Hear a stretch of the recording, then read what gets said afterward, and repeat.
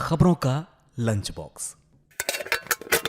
नमस्कार, आदाब, सत श्री अकाल। रेडियो मणि 9 पर आपका बहुत बहुत स्वागत है। मैं हूं आपके साथ अभिषेक गुप्ता और आप सुन रहे हैं खबरों का लंच बॉक्स। ईपीएफओ ने करोड़ों कर्मचारियों को दी क्या खुशखबरी। एसजीबी निवेश के लिए गोल्ड का क्या तय हुआ रेट और अब कहां हुआ छटनी का ऐलान, बताएंगे आपको। और इसके अलावा भी होंगी बिजनेस और पर्सनल फाइनेंस से जुड़ी कई और बड़ी खबरें। तो चलिए फटाफट खोलते हैं खबरों का लंच बॉक्स। तो लंच बॉक्स के पहले डब्बे में ईपीएफओ से जुड़ी खबर है। देश के रिटायरमेंट फंड निकाय यानी कि ईपीएफओ ने करीब 7 करोड़ लोगों को बड़ी खुशखबरी दी है। ईपीएफओ ने साल 2023-24 के लिए ब्याज दर को बढ़ा दिया है। अब पीएफ खाता धारकों को 0.10% ज्यादा यानी कि 8.25% ब्याज मिलेगा।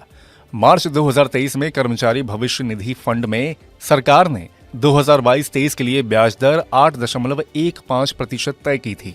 वहीं 2021-22 के लिए यह 8.10% थी।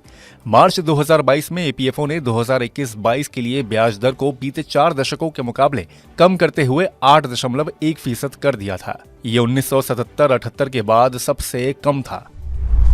अब गोल्ड में निवेश करने वालों के लिए बढ़िया खबर है। निवेशकों के पसंदीदा सॉवरिन गोल्ड बॉन्ड में पैसे लगाने का एक और मौका आज से शुरू हो गया है।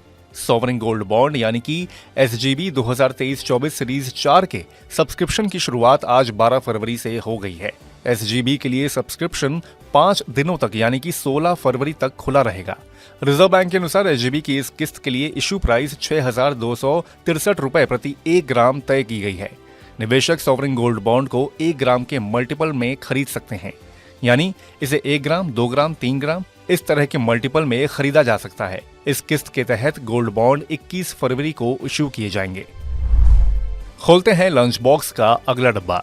भारत का यूनिफाइड पेमेंट इंटरफेस यानी कि यूपीआई ग्लोबल होता जा रहा है और कई देशों ने इसे अपनाने में दिलचस्पी दिखाई है।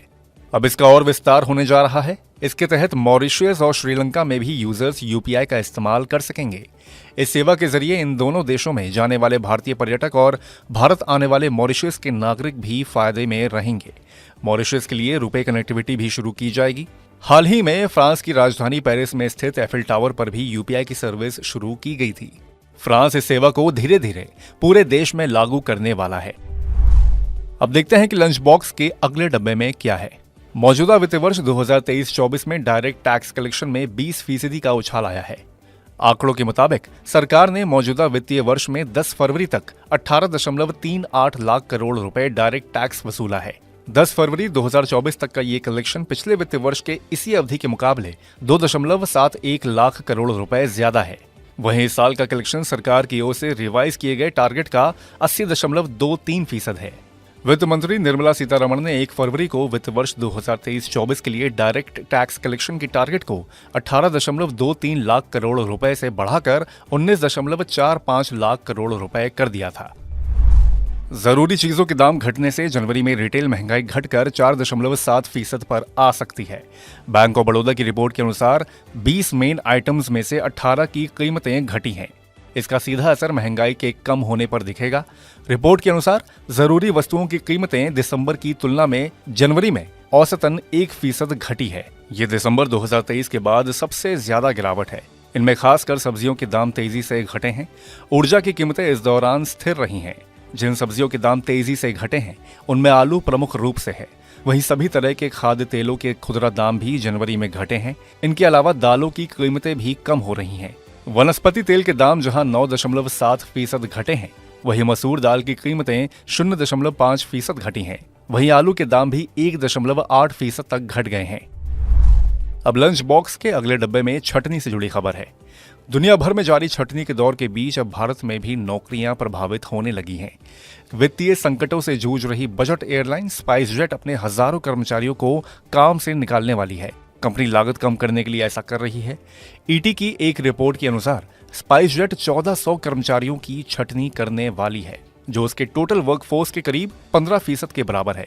अभी कंपनी के कुल कर्मचारियों की संख्या 9000 के आसपास है। कंपनी अभी करीब 30 विमानों को ऑपरेट कर रही है, जिनमें से 8 लीज पर लिए गए हैं। रिपोर्ट के अनुसार एयरलाइन ने भी छटनी की पुष्टि की है। इसी के साथ हम लोग आ गए हैं लंच बॉक्स के आखिरी डब्बे में। सरकार पेटीएम पेमेंट सर्विस लिमिटेड यानी कि पीपीएसएल में चीन से प्रत्यक्ष विदेश निवेश की यानी कि एफडीआई की जांच कर रही है। पीपीसीएल 197 कम्युनिकेशन लिमिटेड की सहायक कंपनी है। पीपीसीएल ने पेमेंट एग्रीगेटर के रूप में काम करने के लिए नवंबर 2020 में आरबीआई में लाइसेंस के लिए आवेदन दायर किया था। हालांकि आरबीआई ने नवंबर 2022 में इस आवेदन को खारिज कर दिया था। केंद्रीय बैंक ने कंपनी को कहा था कि इस आवेदन को फिर से जमा करें ताकि एफडीआई नियमों के तहत प्रेस नोट 3 का पालन किया जा सके। 197 कम्युनिकेशन लिमिटेड ने चीनी फर्म एंट ग्रुप कंपनी में निवेश किया है। इसके बाद कंपनी ने 14 दिसंबर 2022 को जरूरी आवेदन दायर किया था। तो इसी के साथ बंद करते हैं खबरों के लंच बॉक्स को। उम्मीद है कि इसमें पेश की गई खबरें आपको पसंद आई होंगी। अगर ऐसा है तो हमें कमेंट करके जरूर बताएं। बाकी बिजनेस, पर्सनल फाइनेंस और कॉर्पोरेट जगत से जुड़ी और खबरों के लिए सुनते रहिए रेडियो मनी 9 और डाउनलोड कर लीजिए हमारे मनी 9 ऐप को। हमेशा की तरह मैं हूं आपके साथ अभिषेक गुप्ता। अभी लेता हूं विदा। धन्यवाद। खबरों का लंच बॉक्स।